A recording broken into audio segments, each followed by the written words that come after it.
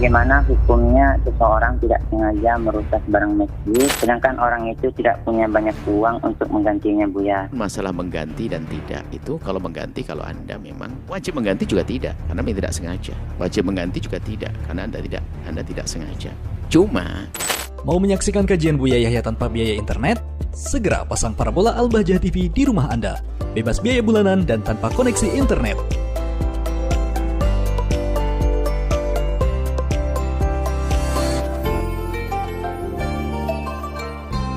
Assalamualaikum. Waalaikumsalam. Mari kita bersalawat terlebih dahulu. Allahumma shalli ala Sayyidina Muhammad wa ala ali Sayyidina Allahumma Muhammad. shalli ala barik alaih. Dengan siapa dari mana? Dengan Azmi dari Jambi. Baik, silahkan bisa bertanya langsung kepada Buya. Assalamualaikum, Buya. Waalaikumsalam warahmatullahi wabarakatuh. Saya ingin bertanya, Buya. Saya pernah tinggal di rumah milik masjid, Buya, dan tidak sengaja merusak barang masjid. Yang ingin saya tanyakan, bagaimana hukumnya seseorang tidak sengaja merusak barang masjid, sedangkan orang itu tidak punya banyak uang untuk menggantinya, Buya?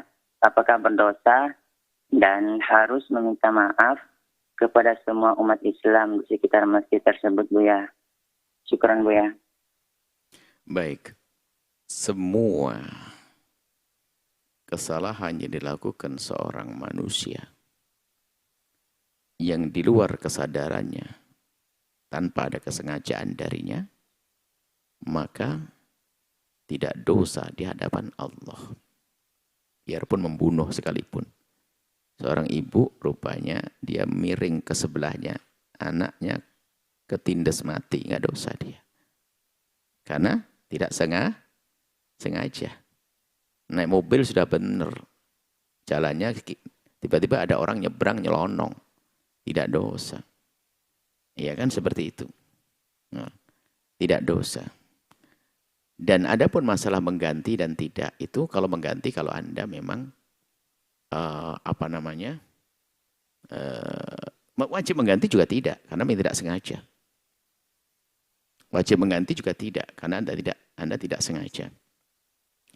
Cuma yang harus Anda lakukan, Anda memberitahu supaya mereka tidak menyalahkan yang lainnya, biar Anda bertanggung jawab. Sehingga tidak menuduh nanti biasanya, wah ini siapa ini, jangan-jangan ini, bisa kemana-mana nanti. Maka berkata, saya melakukan kesalahan dan saya tidak sengaja, saya mohon maaf.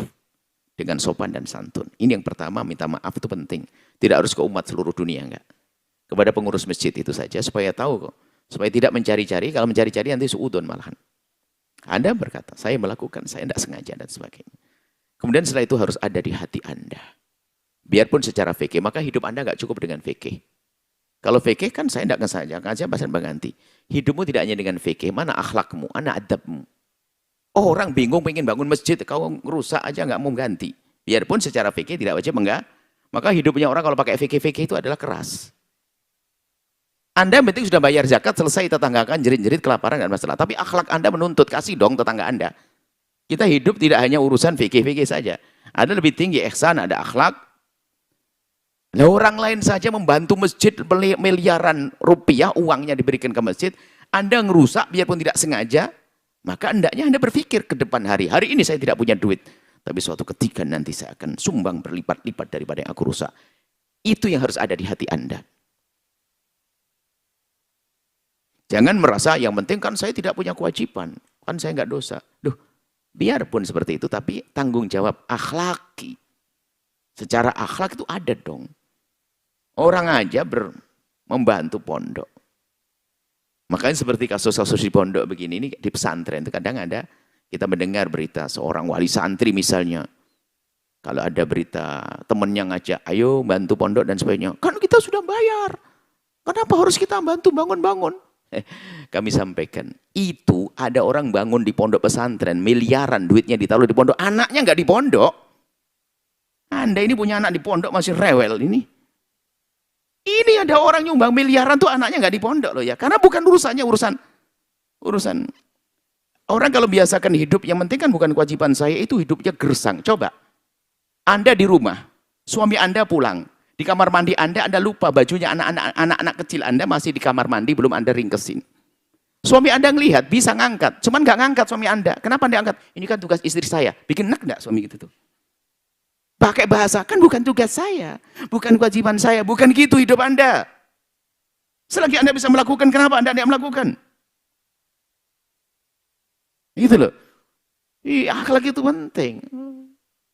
Ngangkat baju kotor gitu aja, kan bukan tugas saya, itu kan tugas istri saya.